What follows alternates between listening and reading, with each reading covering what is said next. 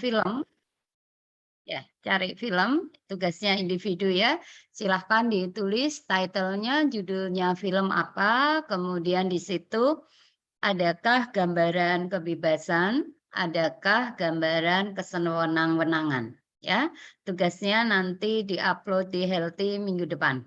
Jadi hari ini Anda bisa mencari dulu, nanti minggu depan silahkan di-upload di Healthy. Jadi tugasnya adalah mereferensi film.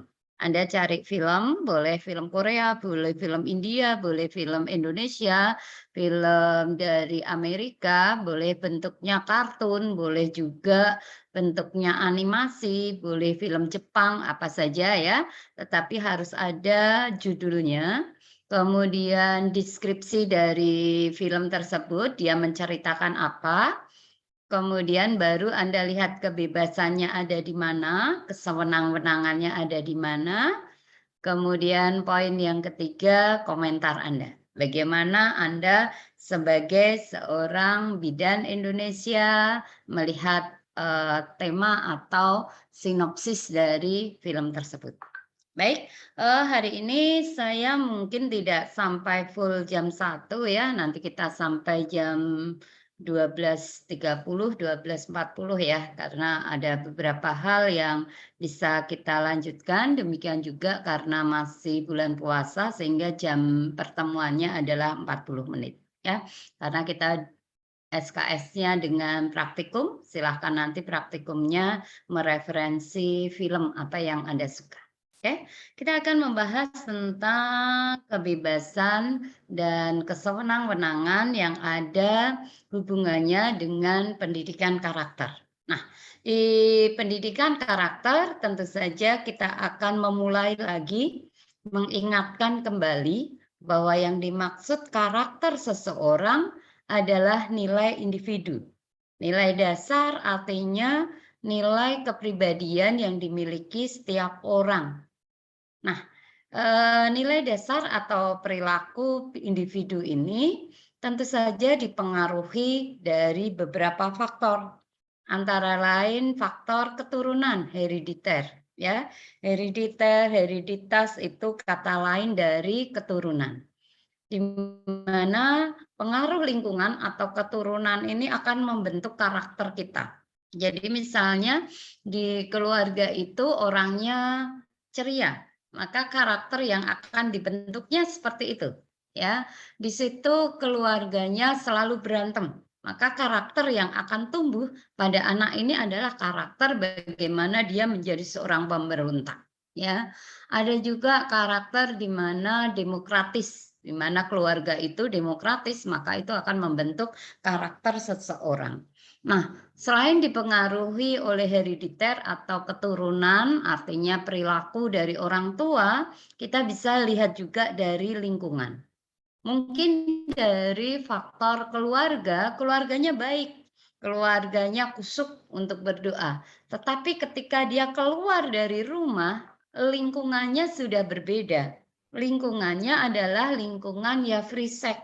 Maka dia akan ikut karakternya tidak lagi karakter individu yang berasal dari keluarga, tapi karakter dari lingkungan yang akan mewarnainya. Kemudian ketika dia keluar sebagai kelompok atau lingkungan yang agamis, maka dia akan terbentuk. Di situ dia masuk ke lingkungan yang suka dengan puitis gitu ya, maka dia akan terbentuk dengan seni dan sebagainya. Nah, setiap orang akan dibedakan karakternya. Oh, dia karakternya baik. Oh, dia karakternya kurang baik. Dilihat dari mana? Dilihat dari sikap dan perilakunya dalam kehidupan sehari-hari. Jadi karakter itu tidak bisa instan. Dia akan terbentuk. Maka beberapa istilah atau kalimat yang ada di Jawa itu mengatakan kalau watuk, batuk itu bisa sembuh pakai macam-macam obat batuk. Tapi kalau watak itu karakter, itu akan sulit berubah kalau dia tidak mau merubah dari dirinya sendiri. Nah, di dalam membentuk karakter atau mengekspresikan sikap kita, bagaimana kepribadian kita, itu ada dua hal yang saling bertentangan. Kita diberikan kebebasan untuk menunjukkan karakter kita. Yang kedua, ada batasan supaya kita tidak sewenang-wenang.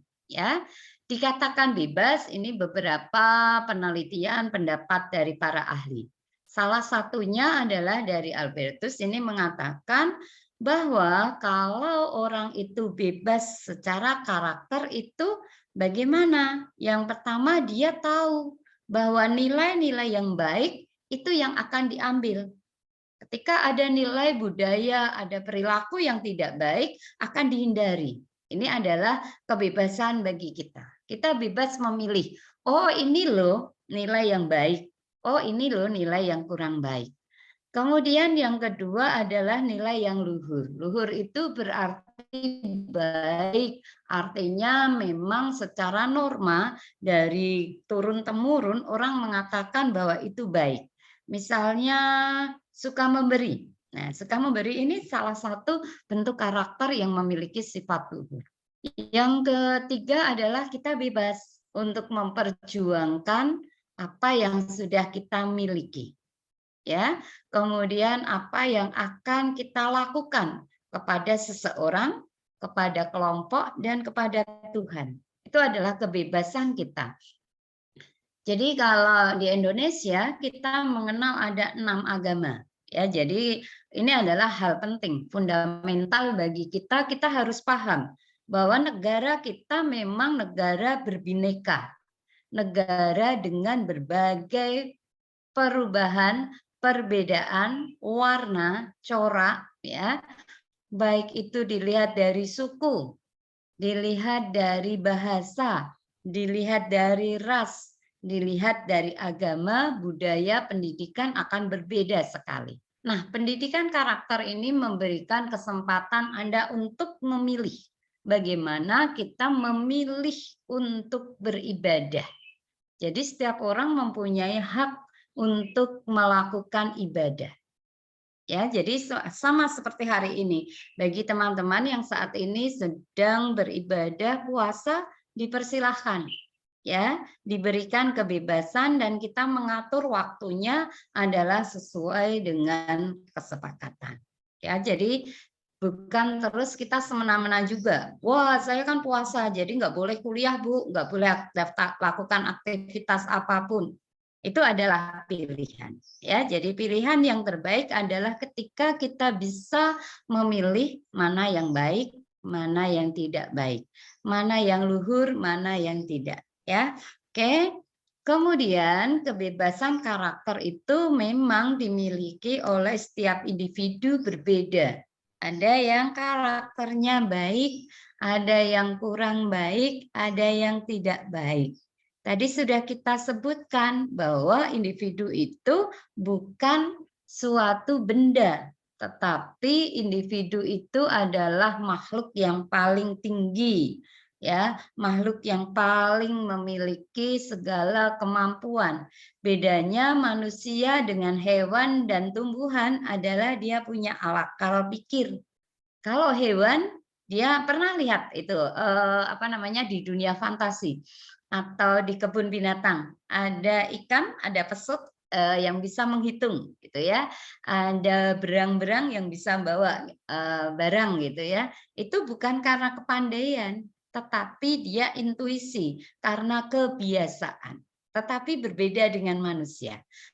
Manusia memiliki kepandaian, memiliki otak, memiliki rasa, memiliki kalbu untuk memisahkan mana yang baik dan mana yang kurang baik. Tentu saja hal ini perlu menjadi satu perenungan bagi mahasiswa kebidanan. Anda adalah seorang calon bidan, ya. Sebagai seorang bidan, kita harus bertindak sebagai seorang pelayan kebidanan. Artinya apa?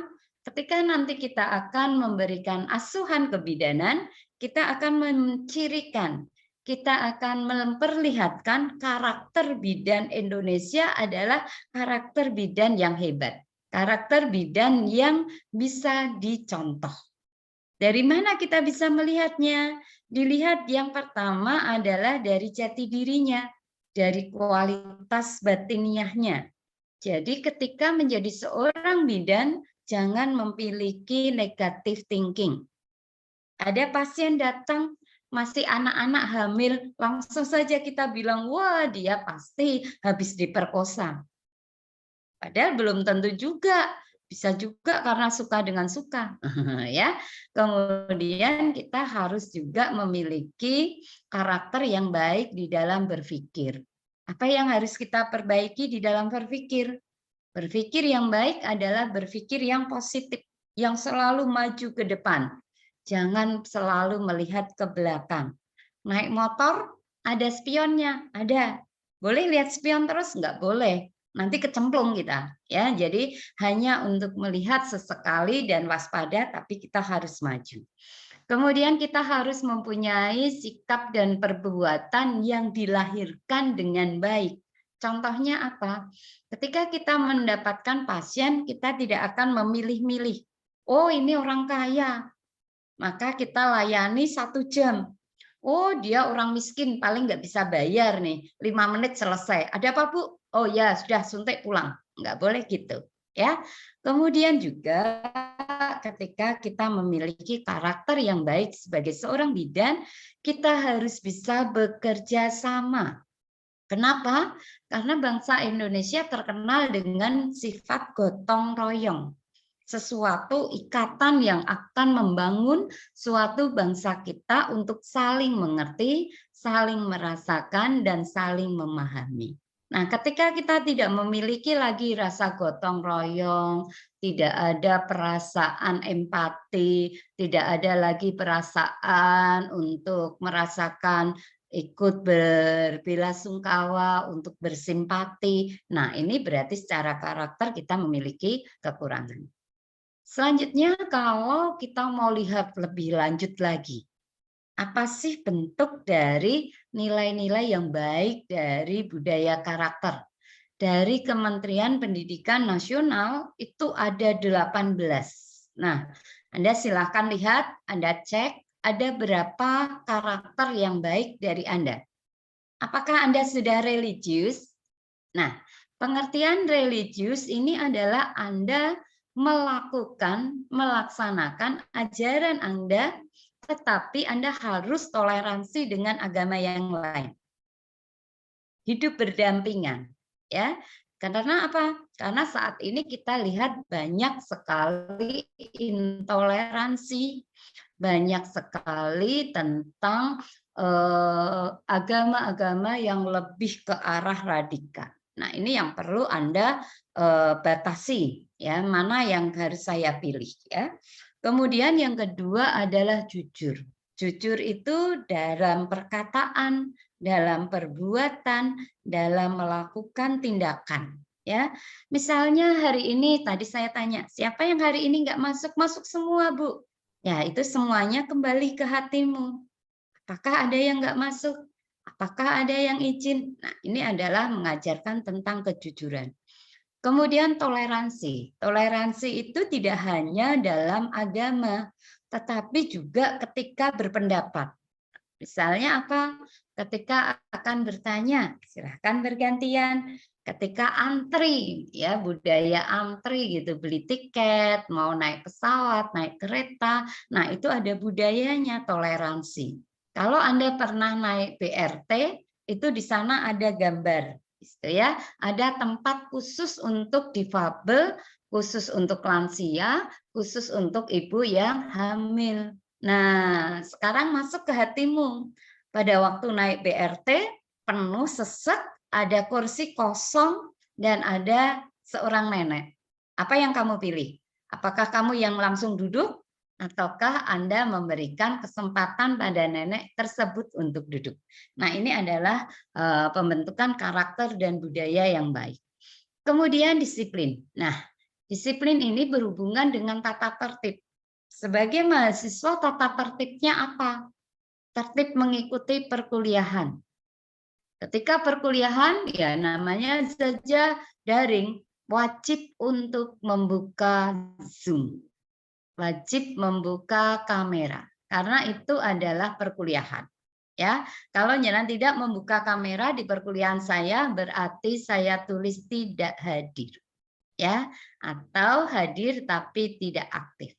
Akan kita bedakan mana yang aktif, mana yang berpartisipasi, mana yang disiplin. Disiplin artinya dia nggak terlambat. Dia selesai tepat pada waktunya. Ya. Kemudian disiplin itu juga Anda bisa lihat ketika naik motor. Nah, ini beberapa kali ada mahasiswa di asrama. Jam berapa sih sebaiknya masuk asrama, keluar asrama? Kalau naik motor, etikanya seperti apa? Pakai helm kah? Membawa peralatan semua, SIM, ya, dan sebagainya? Nah, ini adalah disiplin. Jadi sebagai seorang bidan itu disiplin penting. Tidak bisa kita memaksa, tetapi karena ini karakter, karakter itu harus dibentuk terus-menerus, harus disadari, harus dilakukan, harus sikapnya diolah untuk menjadi lebih baik. Kemudian yang selanjutnya adalah pekerja keras. Apakah mahasiswa kebidanan bekerja keras? Ataukah semuanya minta dimaklumi? Ah, maklum Bu, tempat saya nggak ada sinyal. Maklum Bu, saya nggak punya laptop. Maklum Bu, saya orang nggak punya. Saya dari keluarga bidik misi. Maklum Bu, orang tua saya. Ya, kita nggak seperti itu. Kalau mau menjadi bidan yang baik adalah bidan yang bekerja keras. Ada tantangan? Ada. Tetapi pasti ada peluang. Karena kita mau sekolah, ya kita harus semangat di situ. Kemudian kreatif, ya ini penting sekali. Ketika kita tidak punya kreativitas, maka ketika kita nanti akan ditugaskan di tempat yang kondisinya gawat darurat, ya tidak bisa bekerja. Gawat darurat itu membutuhkan keterampilan yang kuat, membutuhkan ketegasan, membutuhkan keterampilan dan membutuhkan bagaimana penanganan itu diprioritaskan. Tapi kalau dia tidak punya kreativitas, ya pasien malah mati semua.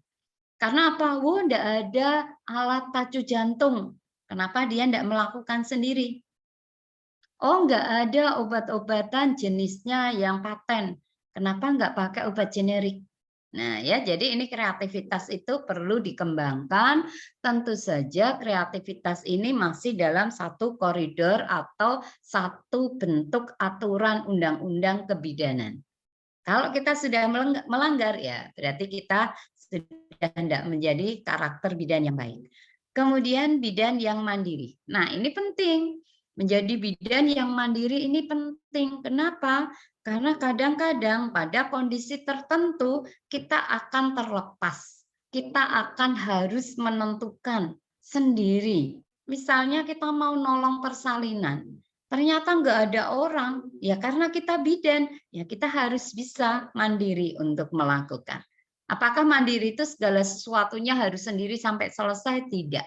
Ada batasannya. Ada saat tertentu kita harus merujuk. Nah, ketika mau merujuk, apa yang harus kita siapkan? Kemudian seorang bidan memiliki karakter untuk berpikir secara demokratis. Demokratis ini artinya dia bisa memilih, memikirkan, bertindak dengan sesuai dengan apa yang ada di aturan. Tetapi dia bisa menyampaikannya. Kalau tidak disampaikan, hanya dipikirkan saja, ya nggak ada tindakan nyata. Ya, boleh menyampaikan. Kemudian bidan itu harus memiliki rasa ingin tahu yang banyak. Wah, saya kok belum pernah bisa tensi ya. Saya belum bisa memeriksa kehamilan. Saya belum bisa nyuntik intrakutan. Kenapa tidak? Ya, selama sekolah Anda harus selalu ingin tahu. Tetapi apa yang kita ingin tahu itu harapannya adalah sesuai dengan fokus apa yang ada di tempat kita. Kalau kita tentang kebidanan, maka fokuskan keinginan tahu kita tentang kebidanan. Apapun yang berhubungan dengan bidan, usahakan untuk tahu. Kemudian semangat kebangsaan. Nah, kita sebagai bangsa Indonesia, kita harus memiliki jiwa patriot. Artinya bahwa di mana langit dipijak, bumi dipijak, langit dijunjung, ya. Dimanapun kita berada, disitulah kita harus berkarya. Mana yang mau dikaryakan? Kita mau kibarkan bendera merah putih. Nah, ini sulit sekali. Kadang-kadang orang mulai akan berpikiran atau orang akan selalu mementingkan kelompoknya, selalu akan mementingkan individunya. Nah, itu silahkan ya. Jadi mohon dimaklumi dan mohon ditingkatkan semangatnya, semangat kebangsaan. Bu, saya selama sekolah di pondok, saya selama sekolah di sekolahan yang nggak pernah mendengarkan lagu Indonesia Raya. Sekarang nggak bisa. Kita akan menjadi bidan Indonesia. Kalau bidan Indonesia, maka kita harus memiliki jiwa kebangsaan sebagai bangsa Indonesia. Ya, jadi ini yang harus kita miliki. Kita harus cinta tanah air dan bangsa, iya. Nanti Anda boleh sekolah ke luar negeri. Anda boleh mendapatkan suami dari luar negeri. Mau dapat orang Arab, orang Mesir, orang Afghanistan, orang Filipina, manapun boleh ya. Tetapi harus ada cinta tanah air, di mana kita selalu, dimanapun kita berada, kita ingin Indonesia maju. Ya, kemudian selanjutnya sebagai bidan harus memiliki karakter yang baik, yaitu menghargai prestasi. Artinya, mari kita berlomba-lomba mendapatkan prestasi yang baik. Kalau ada temannya yang berprestasi menjadi juara, jangan iri. Tetapi kita justru ingin mencapai, ingin belajar, supaya ada saatnya saya juga berprestasi. Jangan minder ya. Oh iyalah, dia kan bisa karena ABCD. Pasti dia menang karena ABCD. Jangan seperti itu. Ya, orang sirik itu tanda tak mampu. Pernah enggak kita disiriki orang? Pernah enggak orang cemburu dengan kita, iri dengan kita? Pasti pernah. Nah, tentu saja kita nggak boleh yang seperti itu ya. Karena kita harus mempunyai jiwa patriot tadi. Katakan iya, iya, tidak, tidak. Kalau ada yang berprestasi, kita turut berbahagia. Jangan kita malah menjegal, jangan kita malah mencibirnya. Apa itu? Ah, prestasi kayak gitu kok bangga. Belum tentu kita bisa, gitu ya. Selanjutnya adalah bersahabat dan komunikatif. Jadi bidan harus bisa berkomunikasi dengan baik. Kalau tidak bisa berkomunikasi dengan baik, tidak bisa memberikan penyuluhan, lah terus pasiennya bagaimana?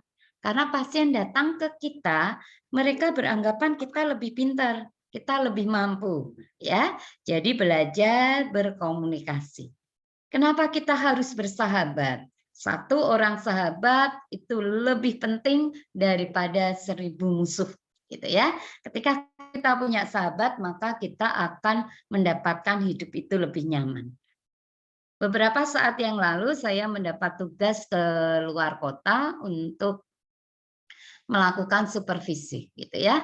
Nah, kalau kita punya sahabat, kita tinggal tanya, saya mau ke sini, di mana arahnya? Bagaimana petunjuknya? Jam berapa sebaiknya saya datang? Berapa lama perjalanan? Daerah mana yang macet, daerah mana yang rusak dan sebagainya. Tapi kalau kita nggak punya sahabat, kita nggak punya teman, ya kita akan kesulitan. Kita bisa kesasar, kita bisa merasakan kesendirian. Ketika ada masalah, nggak punya sahabat, ya kita akan stres sendiri. Oke, kemudian usahakan kita memiliki rasa cinta damai, ya. Jadi rasa cinta damai itu penting. Kenapa? Karena ketika kita menghalalkan, merasakan ketenangan bersama, itu adalah rasa syukur kita. Tapi kalau kita senangnya bertengkar ya, kita senangnya mencari permusuhan, itu tidak akan nyaman. Apalagi bidan ya. Nanti bidannya jejer-jejer tuh. Satu kampung bidannya ada 5. Nah, bagaimana Anda bisa menciptakan rasa damai itu? Kemudian kalau dilihat dari penelitian, bangsa Indonesia itu paling males membaca. Kalau dilihat dari negara yang paling gemar membaca adalah negara Jepang. Mereka kalau Anda lihat film-filmnya atau Korea itu juga suka membaca. Mereka di tram atau di apa namanya, di kereta api gitu ya, sambil menunggu mereka membaca. Orang Indonesia enggak, sambil menunggu sambil gosip ya, lebih suka jajan, lebih suka membaca hoak, data-data yang tidak penting. Jadi kalau dihitung itu angka setahun, coba Anda lihat deh, Anda coba menilai. Dalam setahun pernahkah ada yang sudah membaca? Nah ya, jadi saya juga sedang proses membaca nih, baca buku, bukunya segini nih. Ya, ini berapa lama saya harus selesai membaca? Nah, kalau Anda berapa lama Anda membaca satu buku? Jangan-jangan dalam 3 tahun nggak pernah membaca satu buku pun selesai.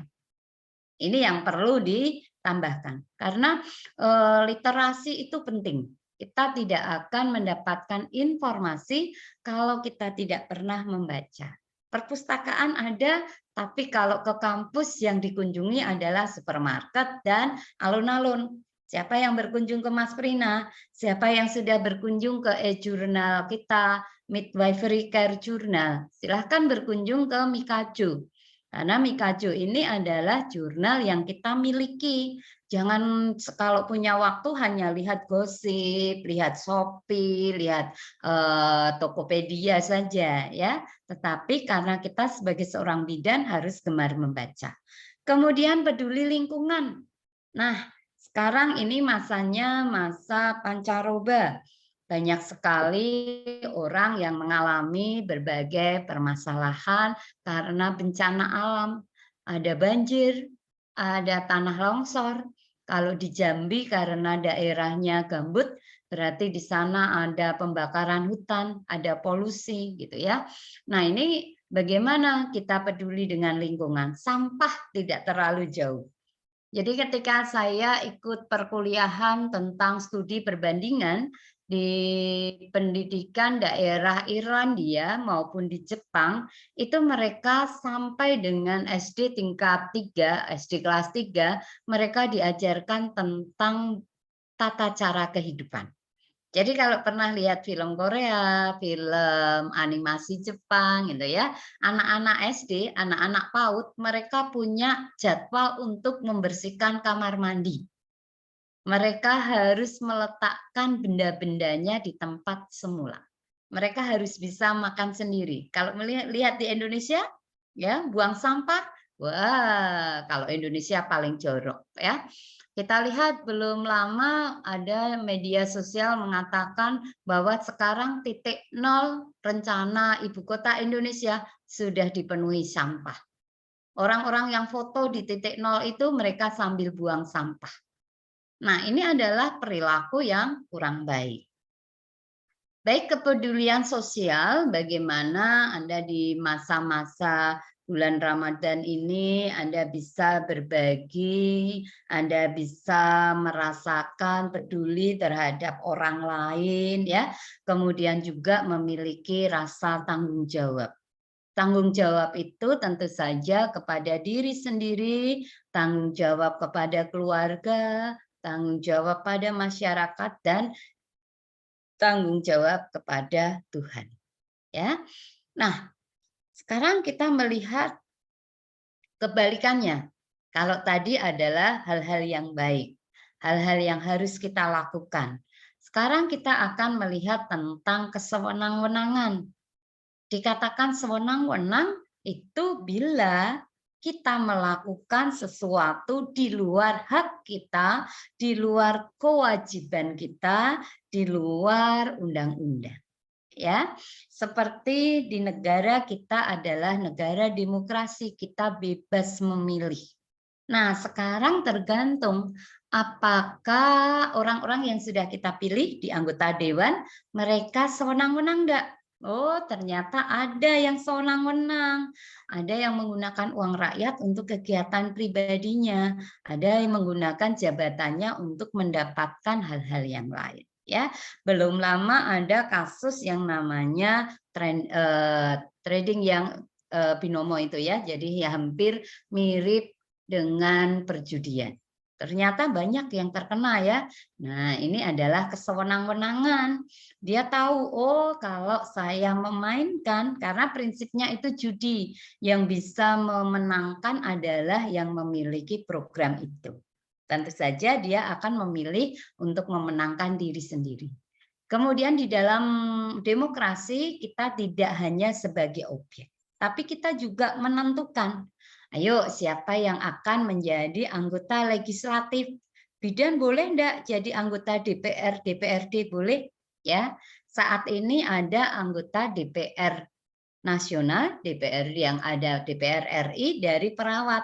Mungkin di suatu saat di antara kalian akan menjadi anggota legislatif ya.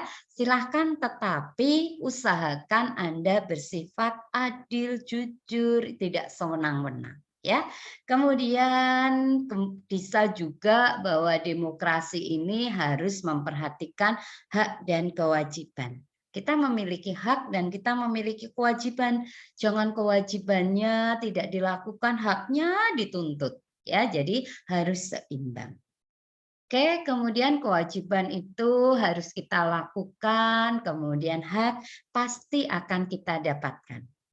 Selanjutnya adalah ketidakadilan, bisa juga ketika orang tidak mau melaksanakan apa yang sudah tersurat di dalam Pancasila, di dalam ketuhanan yang Maha Esa, kemanusiaan, persatuan, ya, permusyawaratan maupun keadilan sosial. Ketika hal itu tidak dilaksanakan dengan baik, maka terjadi kesewenang-wenangan. Misalnya sila pertama, oh dia minoritas nih. Nah, maka yang menang adalah yang mayoritas. Ini kesewenang-wenangan. Misalnya yang kedua, bagaimana kita melihat kemanusiaan yang adil. Oh adil, jangan hanya orang Jawa saja yang mendapatkan pelayanan. Sampai di Papua, sampai di Aceh, sampai di Kalimantan, Sulawesi, semuanya bisa ya. Kemudian juga harus tahu bahwa setiap orang harus mentaati hak dan kewajiban. Nah, biasanya terjadi pelanggaran hak itu yang merupakan tindakan sewenang-wenang. Contohnya apa? Setiap orang mempunyai hak untuk bertanya, tapi kadang-kadang ada teman yang jangan bertanya, aku saja. Misalnya gitu ya.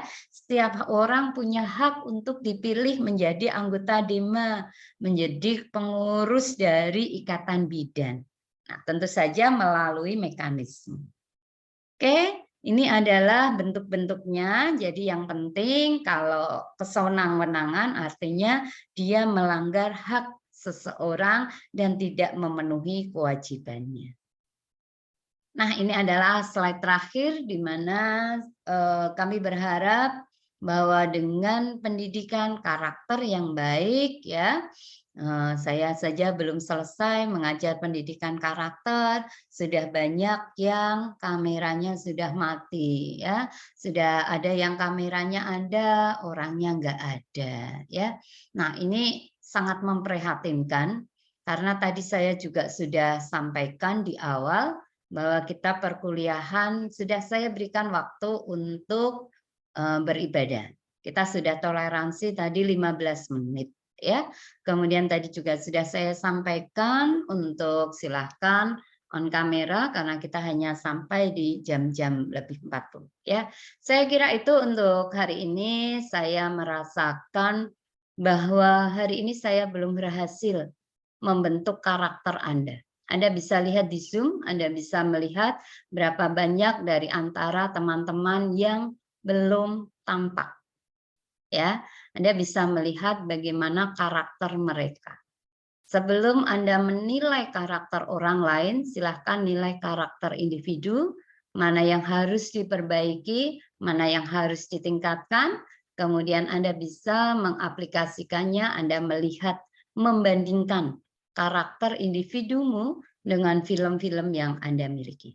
Oke, saya kira itu untuk hari ini. Nanti untuk pertanyaan bisa ditulis lewat grup ya, nanti lewat PJ masukkan dalam file, nanti baru akan saya jawab. Yes, saya kira sampai di sini. Mohon maaf untuk kekurangannya. Kita tutup. Semoga semuanya tetap semangat ya, semuanya tetap sehat. Kita akan bisa mencoba memilih mana pendidikan karakter yang dibebaskan untuk kita, mana yang masuk ke sewenang-wenangan yang harus kita hindari. Oke, kurang lebihnya saya mohon maaf. Terima kasih. Kita tutup ya. Oke, saya izin untuk live. Terima kasih, kasih. Bu.